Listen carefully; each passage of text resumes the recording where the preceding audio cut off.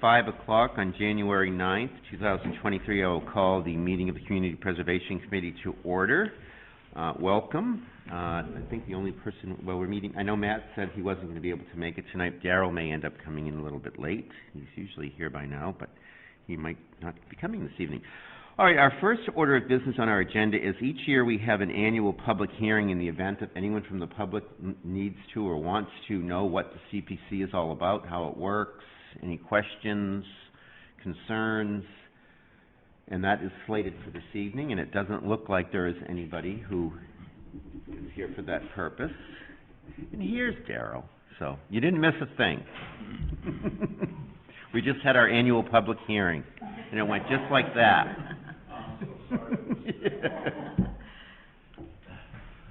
Okay, I'll give you a minute to get seated, Daryl. We do have a couple of staff items. First, we need to accept the minutes for the December 5th, 2022 meeting, our last meeting. If everyone has had a chance to read them over and agrees that they're in order, I will entertain a motion to accept them as submitted. Just have a couple of, okay. They look like either transcription errors or all right.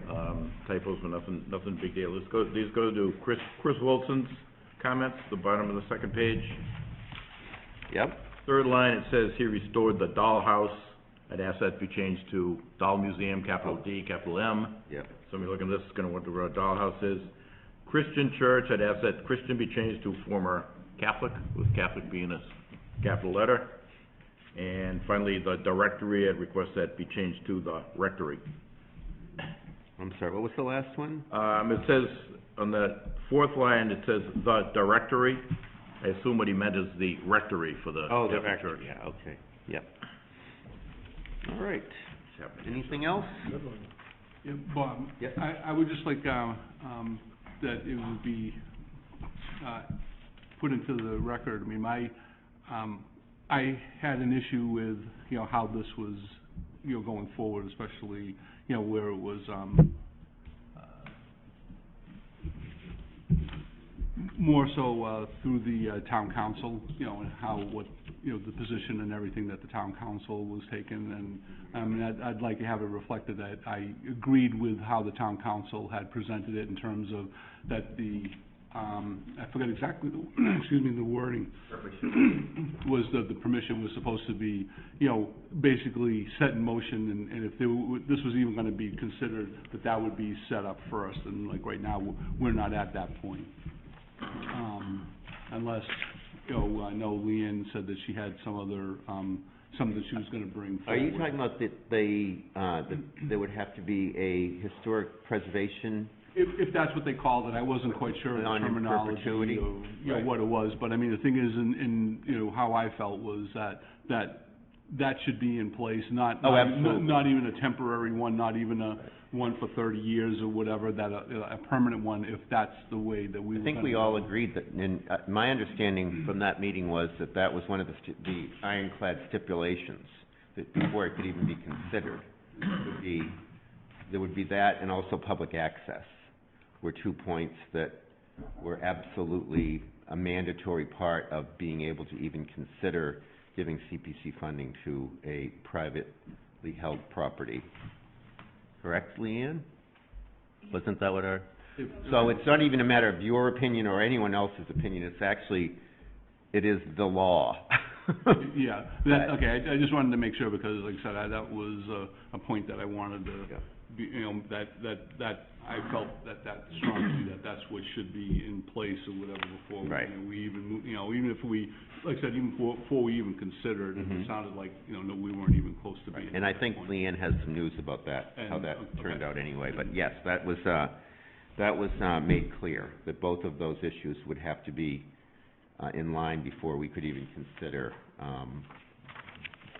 let alone the larger argument, for sure. Anything else about the minutes?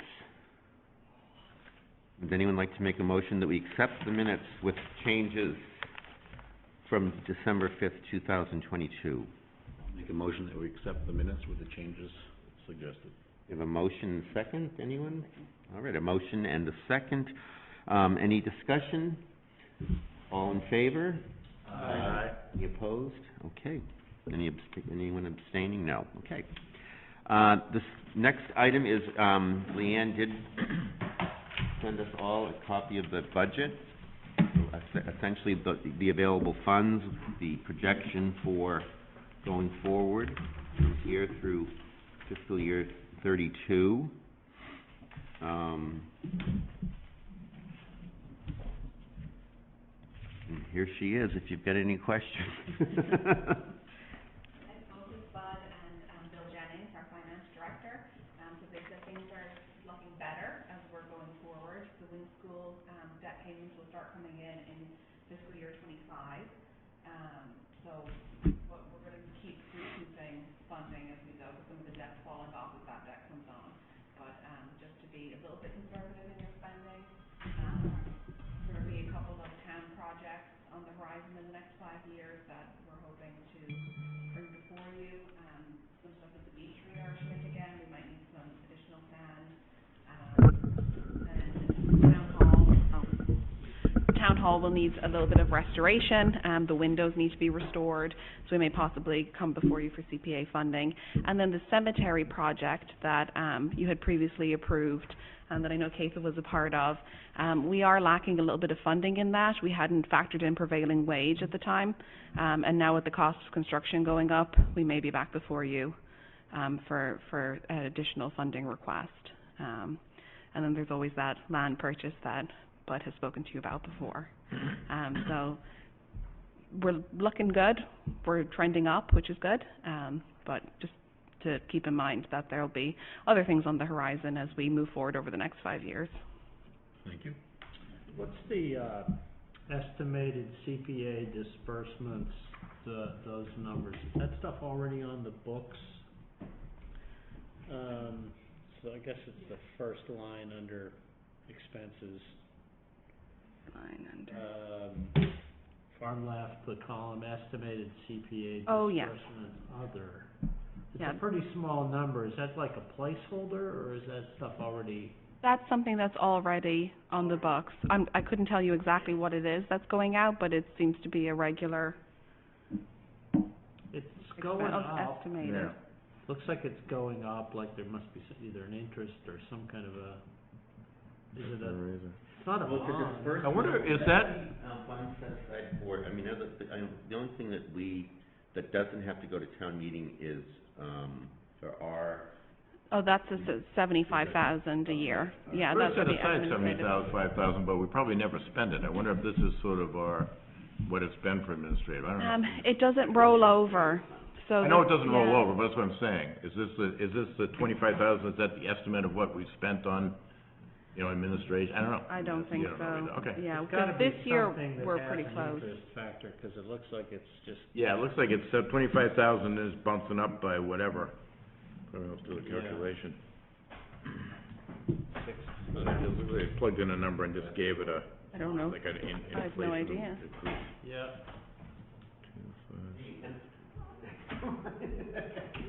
Name in the back door. Yeah, 25%, 0.25%.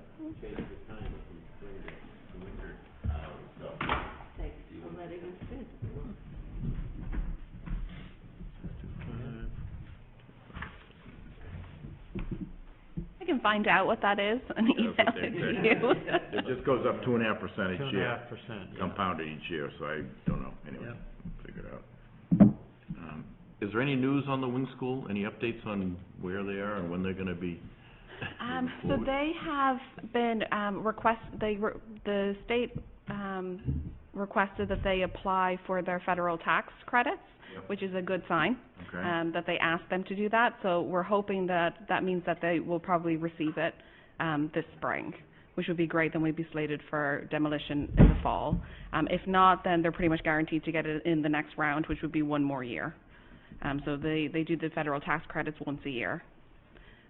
Because it's for senior housing, it's not as high a priority as family housing when it looks at affordable housing, which is why it's taking a little bit more time, but they knew kind of by the third round that they would have it secured, but this is the second round, so we're hoping that they might get it secured, in the spring. But the project is still active. Okay, any other questions about the CPC budget? Okay then, moving along, our new business, we have a request for $13,000 in historic preservation funding for the purpose of digitalizing Sandwich historic newspapers.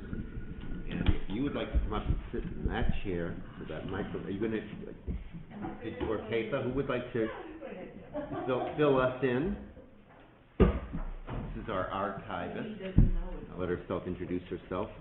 And just pull that microphone a little bit close because we are being televised and they want to be able to hear you. You can just pull the whole stand towards you. There you go. Thank you. Hello? Hello? Yes. Is anybody here? Well, yeah, my name is Deb Rich. I'm the town archivist and reference librarian at the library.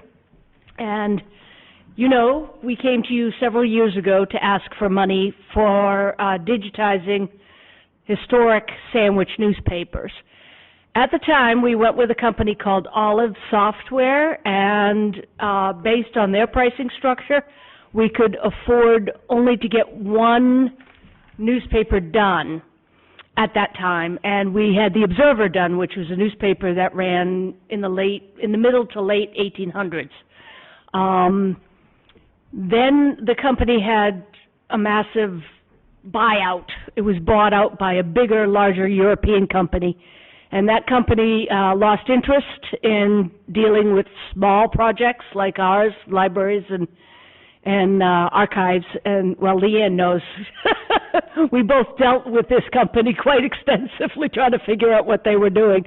But it seems like they were more interested in doing big corporate projects, making corporations go paperless. And so they were digitizing, but they weren't really interested in the small little guy like us. So then COVID hit, and we had a library move, and all that happened.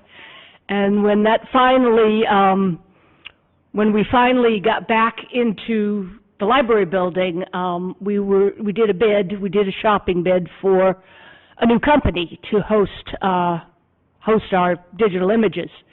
So we found this company. We shopped 3 separate companies, and we found this company called Advantage Archives Preservation, and believe it or not, they're cheaper. In my opinion, they're better. They're a delight to deal with, and we're just so excited about the new platform that our historic newspapers have. And since we found them and decided to go with them, we've also digitized the Sandwich Independent newspaper, which ran from the late 1800s to the 1930s. And so now we want to fill in the gaps. We had a wonderful experience with John Paradise at the Enterprise. We asked if we could digitize the Enterprise, and because it's still a running newspaper. And they said, yes, we'd be delighted. You can do up to the current year. And we said, oh, that would be fabulous. Because even though the Enterprise has a digital platform that you can go online and look for articles, they don't put everything up there, and they don't keep it up there forever. So it's nice to be able to go to the Internet and to go to the Internet and be able to look up any article that appeared in the paper, because physically what you're looking up is an image of the page of the newspaper with optical character recognition, so you can search and you can browse if you want.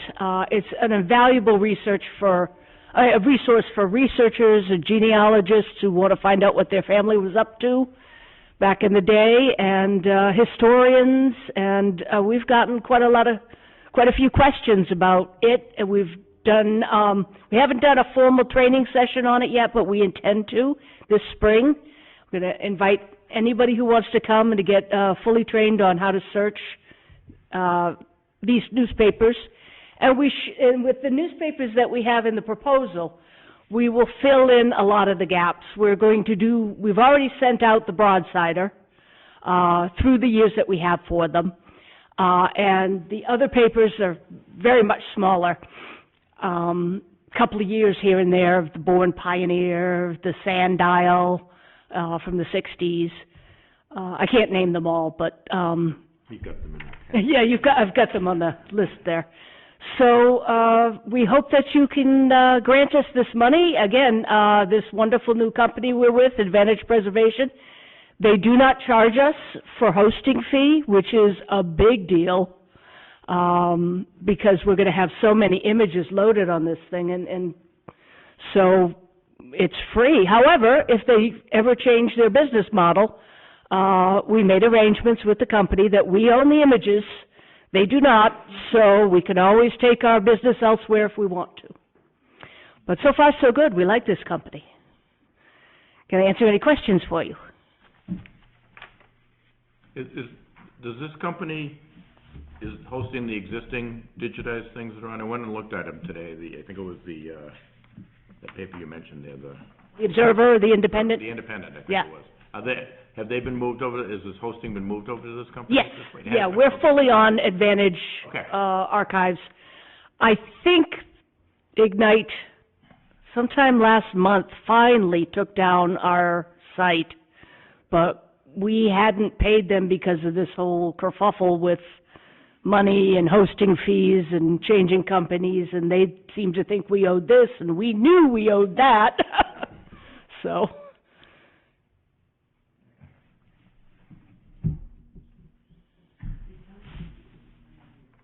oh, yes, and the Friends of the Sandwichtown Archives are the driving force behind this application.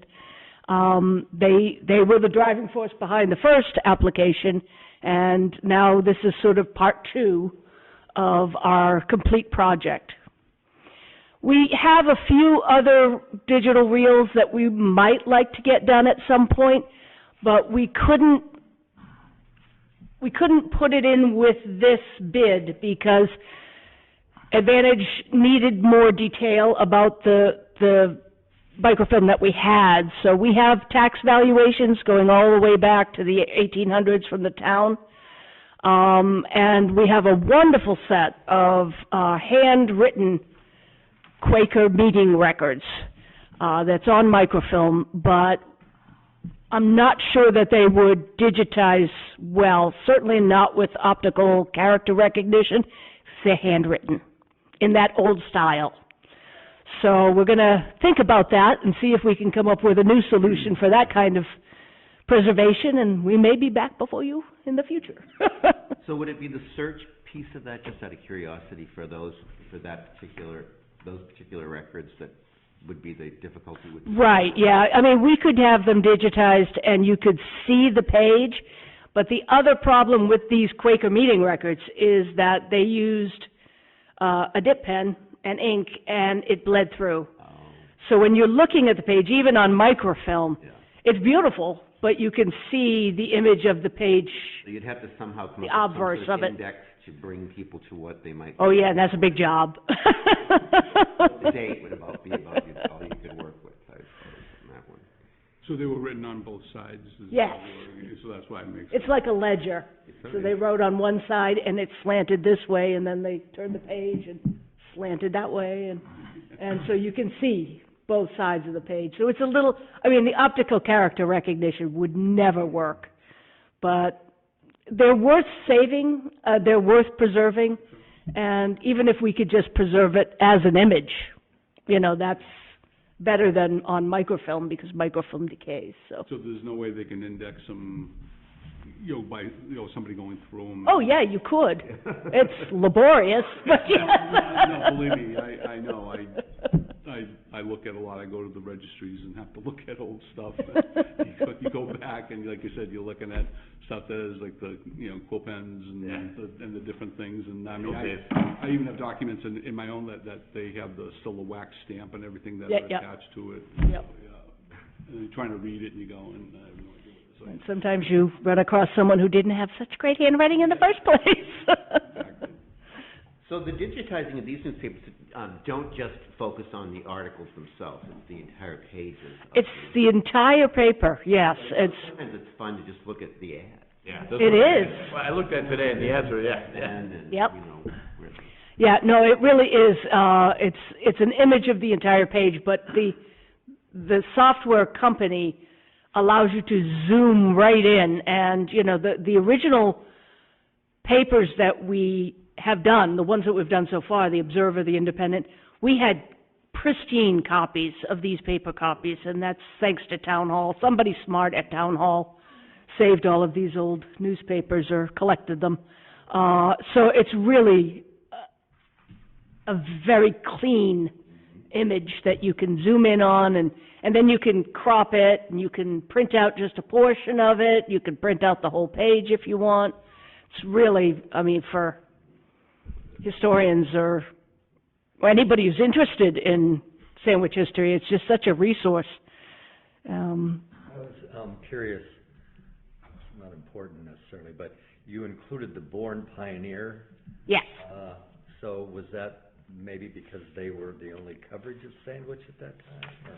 They were part of Sandwich at that time. Oh, as late as that, the 1890s, huh? Well, we split. We had our official split from Bourne, 1888, I believe. 84? Thank you, Keitha. She knows. Longer ago than that. So, Well, we also have a, letter of support from the chair of the Sandwich Historic Commission, and I just want to read one paragraph that I think is important, which says, "Any library or archive is susceptible to risk, floods, fires, vandalism, or theft. Frequent use by readers of the original, often in a fragile state, can accumulate damage over time. Newsprint was most often the lowest quality of paper, and even if properly stored, can deteriorate with exposure and the acidic nature of fibers breaking down, turning the paper yellow and brittle. Having all of these important resources in another format provides a backup should the worst happen." right, it's always good to have multiple backups. And in this case, we will be keeping the microfilm, as long as it's viable, and we'll have the digital copy. And again, because we own the images, we have a, external hard drive where all the images live, and that is housed in the archives. So, you know, if we should lose one, we'll have the others. Right. But hopefully that's not even gonna happen. As archivist, I can't think like that. Okay, any other questions, concerns? Okay, well, if anyone would like to make a motion, I will certainly entertain one. I'm happy to move, that we accept the application for $13,000 to the Friends of Sandwich Town Archives. A second. Okay, any discussion? A motion and a second. All in favor of awarding $13,000 for the digitalization of newspapers in the hands of the Friends of the Sandwich Town Archives? Say aye. Quick, aye, but we're not awarding it, we're recommending to town meeting that they award it. Oh, I'm sorry. Clarify that. Don't go celebrate, Well, you we're get the money. With that, aye. Thank you. I forget, yes. Okay, all in favor, aye. Any opposed? Aye. Any abstain? Okay, so. Oh, thank you very much. Now you just gotta sell it at town meeting. Thank you.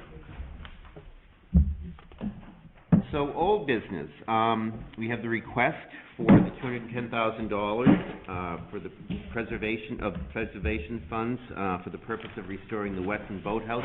I did get a word from, an acquaintance that, Bernice has COVID, so will not be attending the meeting.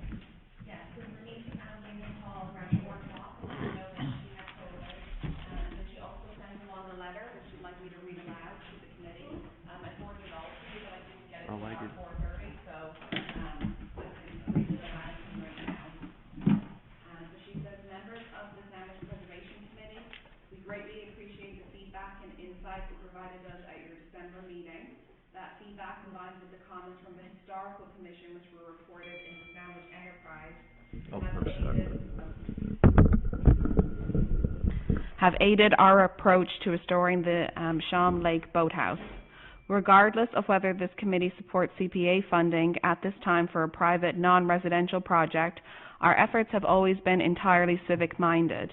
The property is a significant contributing historic structure in the heart of this historic town. A restored boathouse available to the community will help make the area an even nicer destination for tourists and residents. Our desire to restore the boathouse extends beyond the structure. As landscape architects, we understand the threats to Cape Cod's fragile ecosystems, and our mission as professionals and owners of this property is to support a healthier and more resilient Sham Lake and its watershed. The restoration of the boathouse combines our passion for nature with historic preservation and benefits this community that we are fortunate enough to call home. A restored boathouse and landscape will serve as an example for sustainable site management. While our intentions are civic-minded, based on your earlier feedback, we feel it prudent to withdraw our application for CPA funding. We will continue to raise the funds needed to restore the boathouse and its shoreline along Sham Lake with the help of like-minded individuals and groups who share our passion. We are actively exploring the establishment of a non-profit organization to support this mission. As we proceed, it will be very helpful for the committee to provide clarity as to what is required for a project to merit CPA funding, specifically with regard to community benefit. Varying opinions have been offered, so clarity from the committee will be helpful as we move forward. We invite this committee and the community to follow and support the restoration of the boathouse at wessonboathouse.com. Sincerely, Bernice and Joe Waller. Wow. That makes the point number 5 a little moot. Thank you. Does anyone have any comments? I guess my only comment is that, is that they're looking for feedback at some point along the line. It seems like they would come back before us, maybe informally, if they want that. I mean, I think the idea of a public use, public benefit, public-private partnership, if it was a non-profit organization and they had a preservation restriction, then it might be something that, you know, I, for one, could support. Without the non-profit status and without the preservation restriction, it's not something that I think meets that sort of public benefit.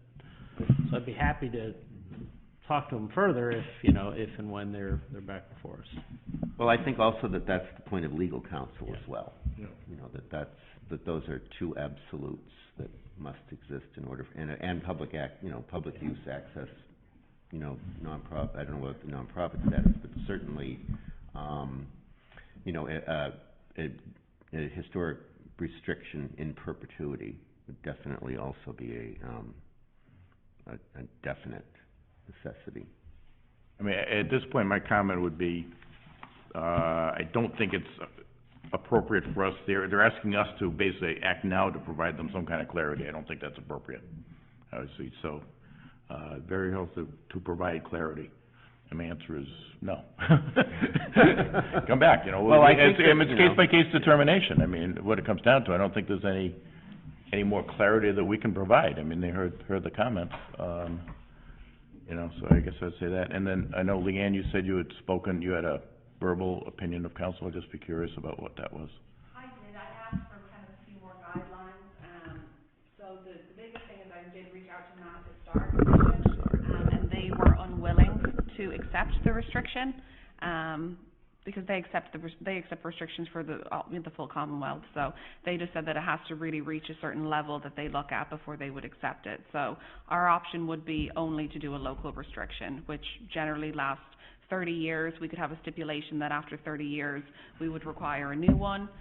We would just have to make sure that we stayed up on that, because sometimes they can lapse, and that, you know, we could put some type of public access within that restriction. But the committee really needs to evaluate what they would see as a public benefit, and whether or not it reached that threshold. So she did offer that if you ever wanted to, her to come down or to participate remotely, that you could, have a workshop about public benefit and what that meant when we looked at different entities. Did you say it was because it was too small of a project? What was why they weren't interested? There wasn't enough detail at this time, or? She didn't actually give me I would assume probably maybe the use of the property. Anytime we've had historic preservation restrictions, they've always been very open to the public. So maybe it's because they had more of a public use, but I didn't get a clear answer on exactly why they wouldn't accept the restriction. But I'd just like to say, I'm glad that they were able to, take all the information that they took in and come to this decision, because it was gonna be, I think a very difficult one. And, the only other thing I'd like to say is, I wish them well in their endeavor to how they're looking to pursue going, forward, and hopefully they can come to some sort of, way to restore and fix what, it would be nice to have.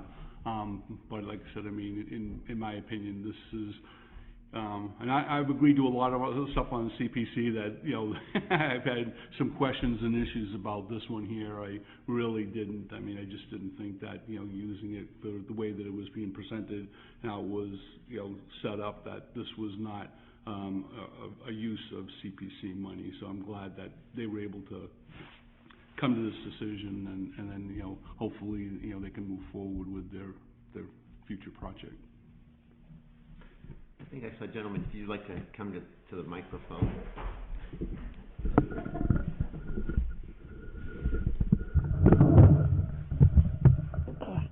Yes, my name is Richard Russell, and my wife, Mary Louise Russell, is here with me. We been in the town about 3 years, a little over 3 years now, and we just getting involved in some of the things going on. And when we heard about this request for a substantial amount of funds to rebuild this boathouse, I don't think it's a rebuild. I think it's going to be a complete tear it out and be a new one. So, but I don't see the public benefit to this project at all. And just my own our personal opinion, and I think it'd be a waste of the tax dollars to do that. So I'm glad with what you guys do. I know some of the projects you've done in the past, and that's good.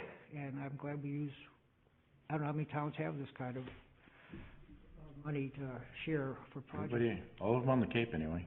Do they on the Cape? Well, we came from Winchester, so we don't have that. So anyhow, it's my own personal opinion. I think it'd be a total waste of our tax dollars to fund a private. And I don't see what benefit it could bring to town. It's not that historical, I don't think. Oh, it's got a historical component. It's been there late 1800s, and preservation is not just putting something back just the way it was. If you can restore something and have it similar, then that helps preserve a story of history. I agree with you about the private. We've talked about that at length, but in terms of saving something that was here and has been part of this town for a long, long time, makes a lot of sense from a preservation standpoint. Well, but we'll have to see, what happens, right? Well, I hope you don't do it. Well, it's withdrawn, so we're certainly Yeah, not going to do it this round. nothing's happening today. We've had, just in the past, we've had several, not so many applications. People come to us with sort of proposals. I remember there was one to build boardwalks sort of all over the marsh, kind of between downtown and 6A. It was like going to be 5, it was, yeah, and yeah, it was this interesting, it was an interesting idea, but, very expensive. God knows whether they would have gotten, permits for it, and, they never went forward with an actual application. Maybe a floating boardwalk. Yeah, exactly. And then another time, there was, years ago, I go back, 'cause I'm the original, I've been on this committee since 2005, so, when it started. The Camp Haywood and Burgess, the big YMCA camps, which are over in, not Camp Linden, which is Cape Cod YMCA, these are owned by the, I think it's the Quincy Y, or whatever, a different YMCA.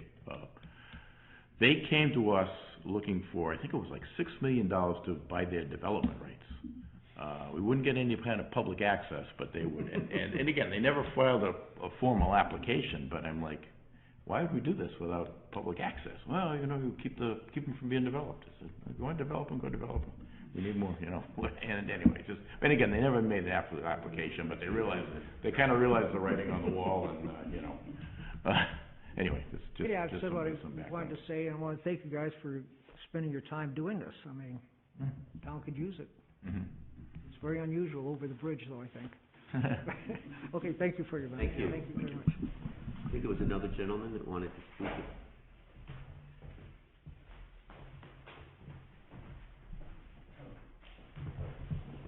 Can you help me understand, for the other private projects that you've provided funding for, you have deed restrictions for all of them, and the church? I think one of the things that we learned from the last meeting is you look at nonprofit churches and municipal buildings, well, not municipal buildings, but an example of the church, the Quaker Meeting House, we don't see those as privately owned entities that a person can sell after a period of time. They are public structures, open to the public, you know, providing access to the public. I mean, and also in the case of, and you know, we all understand that the preserving the Weston Boathouse is an enhancement to the beauty of the village, you know, without question. And as I think I said my opening line of the very first meeting is, we're delighted that somebody wants to take this on. But I think to compare a privately held individual piece of property that's in my name and compare it to a congregation is, I don't buy that argument. I'm not that they're both looking private. back, I'm looking forward. You just asked a question, though, based on a statement that you made the last time you were here, is that the church was private, in the same way that the Weston Boathouse was private, correct? Well, churches sell their properties all the time. There's one for sale on 6A. Chris Wilson bought one. So churches sell their properties all the time. So if you have a deed restriction with the church, you're telling me you do. There is preservation restrictions on both those properties, so it's the same thing. Yep. Great. That's what I was wondering about. So, just if you make whatever distinction you want to make, government, obviously you fund a ton of government properties, so those are clearly open. Any of the, call it private, call it nonprofit, call it nonprofit, every one of those requires a deed restriction going for any funding. Did the attorney say you had to have a deed restriction? Okay. In They perpetuity. didn't say in perpetuity. Yeah, that's her recommendation. I don't know whether you remember, but we had, some years ago, we had given the Thornton Burgess Society some money for their sun, to replace their sun cookers. And then when they realized that they could not do that without putting a historic preservation in perpetuity on them, they gave us the money back. Okay. Because they did not realize that that was one of the stipulations, that they could never change that arrangement. And they weren't quite certain of whether they wanted to take that money and be obligated to that. But yes, if we give historic preservation monies to a project, then it has to be, they have to file a restriction. Okay, the deed restriction, I understand, that restricts what they can do with the property going forward. In terms of open access, the other issue, do you have open access agreements with any of the nonprofits or all of the nonprofits that you've provided funding for? You have, and what form do those open access agreements take? Which ones are you asking about? First Church. I don't think there's an open access. I don't know whether we have to, I don't know whether that there's it certainly has always been a part of the conversation. and a part of the understanding that, you know, we have come to in awarding any of that funding is the fact that it's available to the public. Part of the understanding, but there's not a formal I don't think. agreement. Is there? In the historic preservation restrictions, we build in an access portion, and churches are inherently tricky, just like private entities. So the nonprofit's a little bit easier for us usually because their mission is usually, we can see their mission online and their websites. But even with churches, there's some of them that we really can't give funding to for certain restorations of churches because you get into the same types of issues that we see come up with private individuals. With the First Church, they received funding. They were one of the first churches to receive funding from the CPA, and they got their funding before they put the historic preservation restriction on. And then they subsequently came back again and received more funding before they put the historic preservation restriction on. So I'm actually working with them right now for the past 2 years to get that historic preservation restriction recorded. So there is not one on First Church.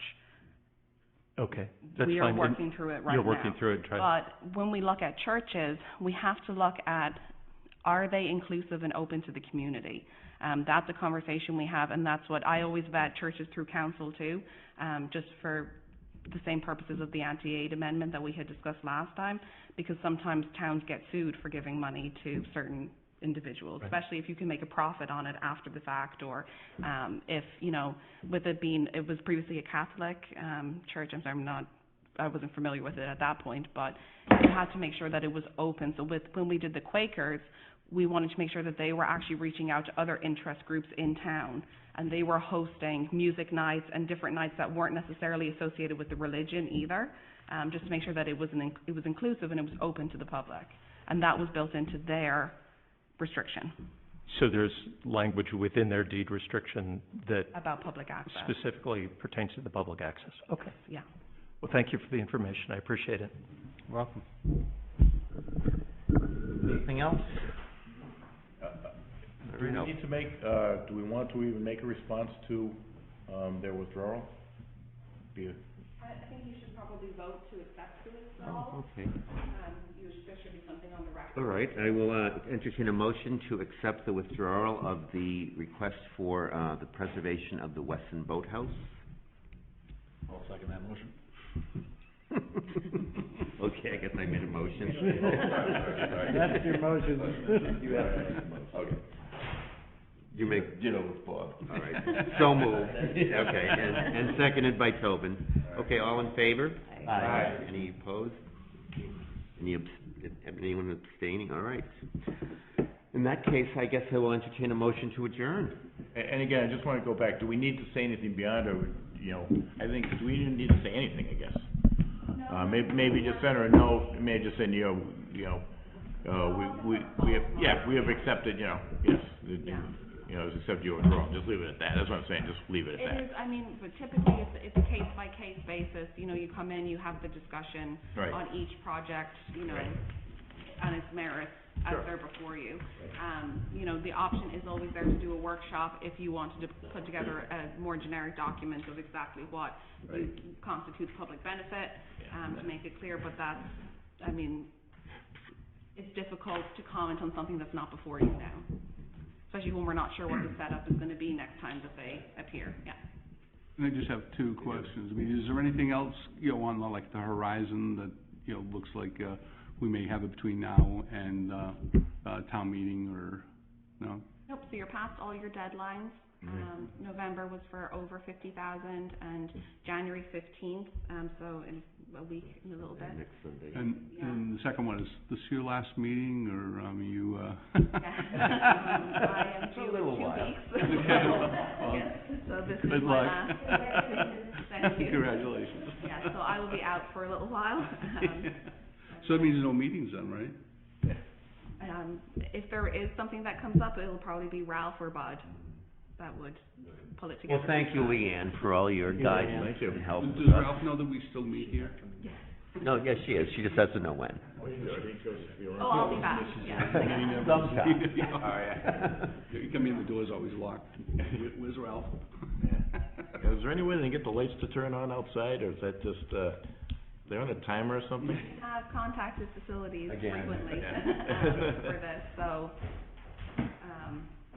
Well, we actually will hopefully. be, meeting. I think tonight, I think there's another meeting after this, at Bike Life is 7. on tonight, and then there's Capital Planning Committee is on tonight. So I'll leave the microphones on and, Well, we're seeing Frank tomorrow morning at Town Hall Preservation Trust. oh, yeah. Yeah, put it on his radar again, yeah. We did last. Oh, you did, okay, I did too. I'll make a motion, we adjourn. Okay. All in favor? Aye. Aye.